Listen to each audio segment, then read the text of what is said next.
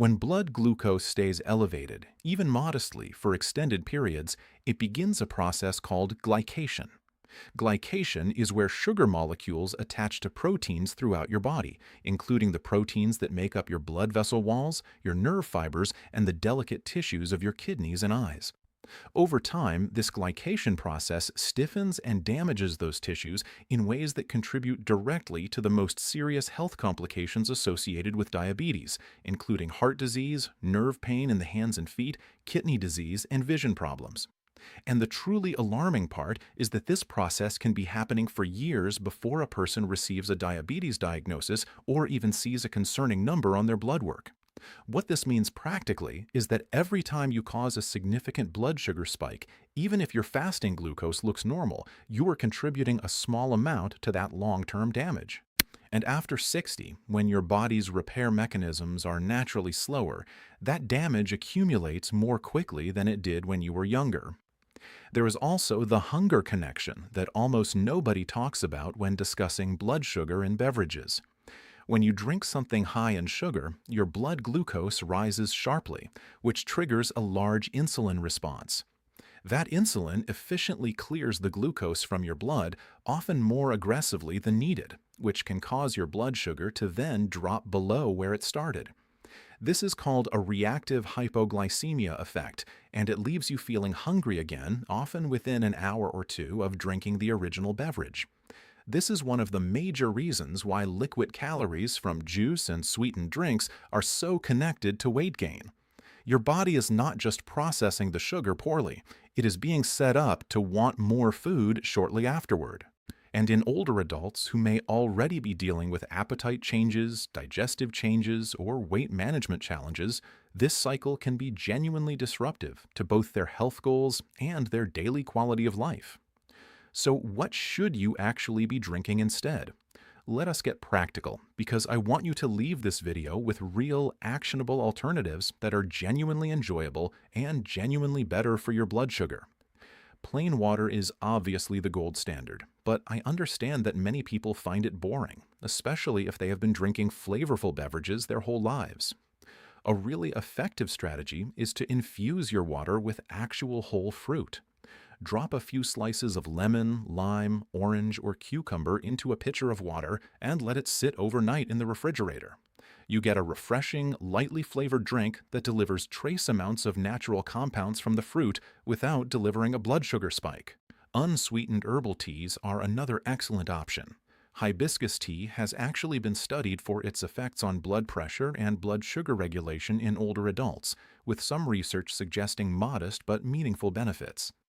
Chamomile, peppermint, ginger, and cinnamon teas are all naturally caffeine-free, contain no sugar, and offer various anti-inflammatory and digestive benefits. If you enjoy coffee and your doctor has not restricted it, black coffee in moderate amounts has actually been associated in research with improved insulin sensitivity and reduced risk of type 2 diabetes. The key word is black. The moment you add flavored syrups, sweetened creamers, or multiple spoonfuls of sugar, you lose those benefits quickly. Sparkling water with a squeeze of fresh citrus is a great option for people who miss the carbonation of sodas and the brightness of juice. You get the fizz, you get the flavor, and you get essentially zero impact on your blood sugar. Diluted vegetable juice, particularly tomato juice or cucumber juice with no added salt, is a lower sugar alternative to fruit juice that still provides meaningful nutrients. And if you genuinely love orange juice and the thought of giving it up feels awful, one practical compromise that many nutritionists recommend is to eat a small piece of whole fruit alongside a much smaller portion of juice, perhaps 2 to 3 ounces rather than 8, and always pair it with a source of protein or healthy fat, like a small handful of nuts or a boiled egg. The protein and fat slow the digestion and significantly blunt the blood sugar spike. There is one more important thing I want to share with you before we wrap up, and it is something that I think genuinely empowers people rather than just scaring them.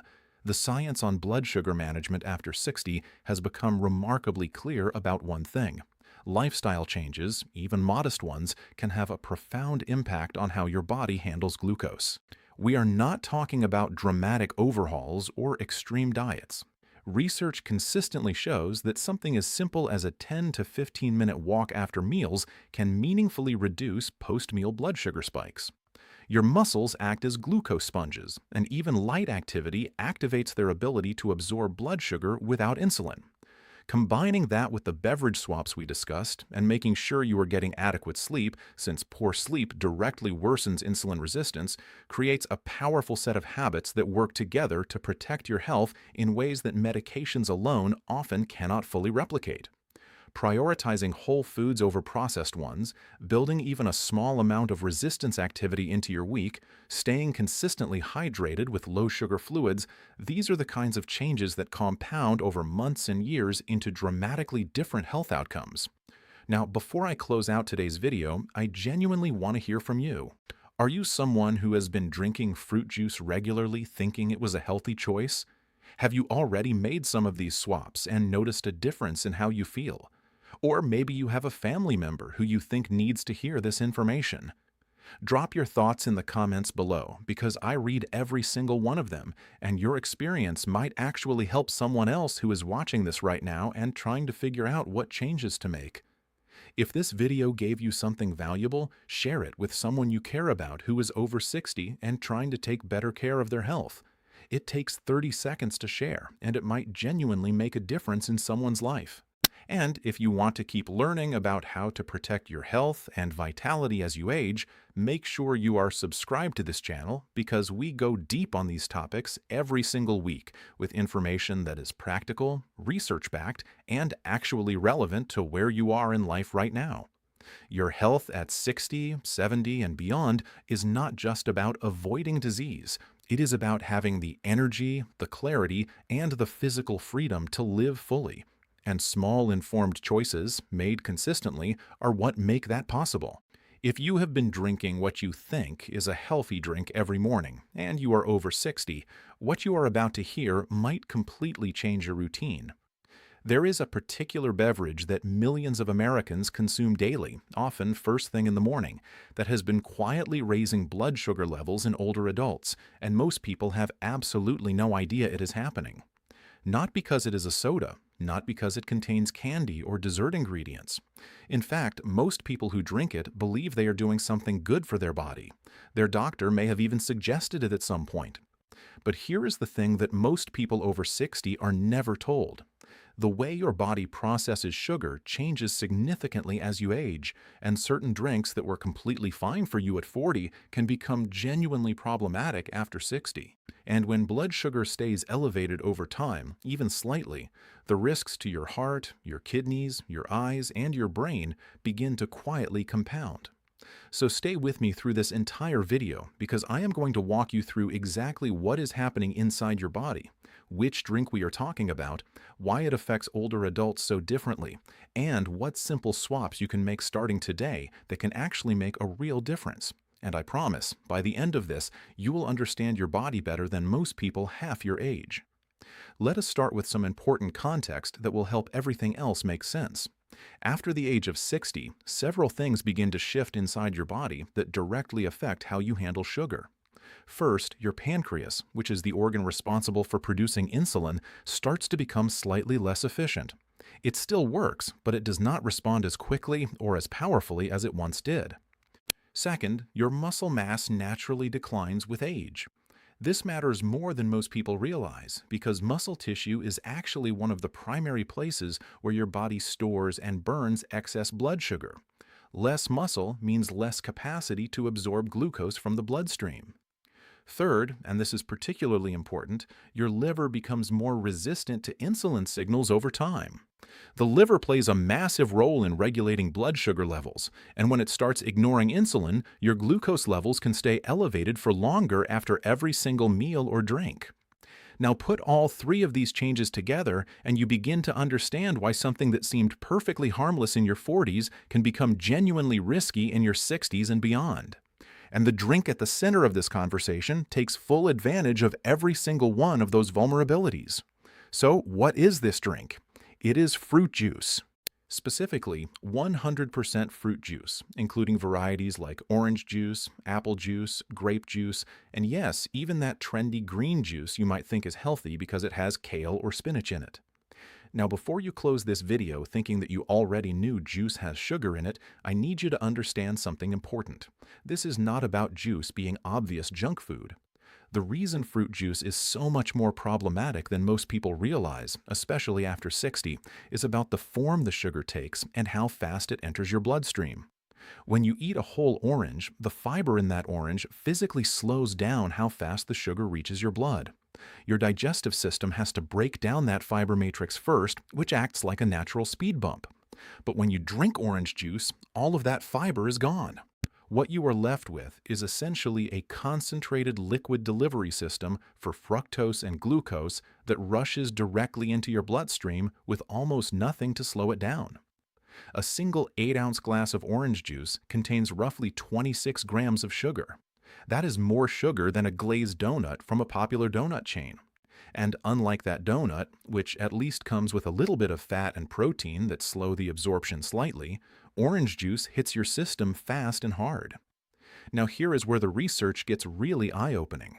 A large study that followed tens of thousands of adults over many years found that people who consumed fruit juice regularly had a significantly higher risk of developing type 2 diabetes compared to those who ate whole fruit instead. And the effect was even more pronounced in adults over 60. Why? Because of everything we just talked about. The aging pancreas, the reduced muscle mass, the increasingly insulin-resistant liver. All of those age-related changes mean that the blood sugar spike from juice hits harder, lasts longer, and causes more stress on your internal organs than it would in the younger person. And here is the part that truly surprises most people. These effects can occur even when you are drinking juice marketed as 100% natural, no added sugar, cold-pressed, or organic. The marketing on these products has become extraordinarily sophisticated.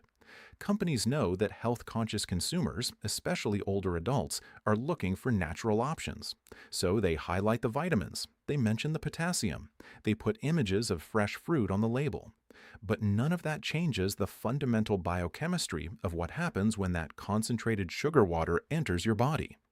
Now, you might be wondering, what about the vitamins? Is there not some benefit from the nutrients in orange juice, for example? And that is a genuinely fair question. Orange juice does contain vitamin C, some B vitamins, and potassium, all of which are valuable nutrients. But here is the important counterpoint that most people are never given. You can get every single one of those nutrients from whole foods without the blood sugar spike. One medium orange gives you essentially the same vitamin C as a glass of orange juice, plus fiber, plus far less sugar per serving, plus the physical act of eating something solid, which itself helps regulate hunger hormones. A banana gives you more potassium than a glass of orange juice. A bowl of strawberries gives you extraordinary amounts of vitamin C with a fraction of the sugar and all of the fiber. So the nutrient argument for drinking juice rather than eating whole fruit simply does not hold up under scrutiny, especially once you are over 60 and your body's ability to manage blood sugar has naturally declined. But fruit juice is not the only culprit in this conversation, and this is where I want to expand things a bit, because there are several other drinks that fall into the same trap. Flavored waters are a perfect example. Many people who have given up soda will switch to something like a flavored sparkling water or a vitamin-enhanced water drink, thinking they have made a healthy trade. And some of those products are genuinely fine, but others contain surprising amounts of sugar or artificial sweeteners that can trigger insulin responses even when the calorie count looks low. There is growing research suggesting that certain artificial sweeteners may alter gut bacteria in ways that actually worsen insulin sensitivity over time, which is the last thing you want after 60 when your insulin sensitivity is already declining naturally. Sweetened teas are another area worth paying close attention to. Bottled teas, even ones that call themselves green tea or herbal tea, are often loaded with added sugars. A standard bottle of a well-known sweet tea brand contains around 36 grams of sugar per bottle. Some green tea drinks marketed as healthy alternatives contain 20 to 25 grams of sugar per serving. And sports drinks deserve a mention here as well. Unless you are actually performing intense, prolonged physical exercise, the electrolytes in sports drinks do not justify the sugar content for most adults over 60. You are essentially drinking a blood sugar spike to replace electrolytes that you could replace with a small pinch of sea salt in your water and a potassium-rich food. Now let us talk about what elevated blood sugar actually does inside your body over time, because I think a lot of people hear the phrase blood sugar and do not fully grasp what is at stake.